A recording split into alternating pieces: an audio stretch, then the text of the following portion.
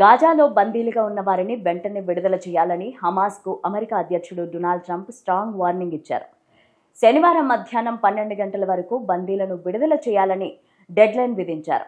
లేదంటే తీవ్ర పరిణామాలను ఎదుర్కోవాల్సి వస్తుందని హెచ్చరించారు. కాల్పుల విరమణ ఒప్పందం రద్దు కోసం ఇజ్రాయెల్కు పిలుపునిస్తామని చెప్పారు.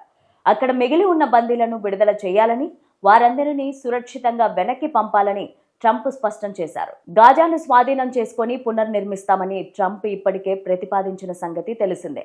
ట్రంప్ ప్రకటన పైన అరబ్ దేశాలతో పాటు అమెరికా మిత్ర దేశాలు సైతం అభ్యంతరం తెలిపాయి.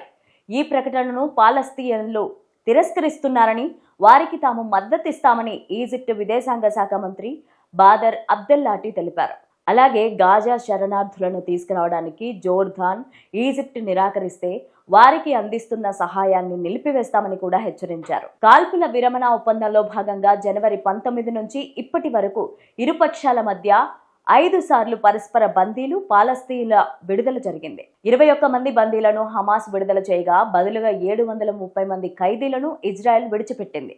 గాజాతో కాల్పుల విరమణను ఇజ్రాయెల్ ఉల్లంఘిస్తోందని ఆరోపిస్తూ తదుపరి బందీల విడుదల ఆలస్యం చేస్తామని కూడా హమాస్ ప్రకటించింది.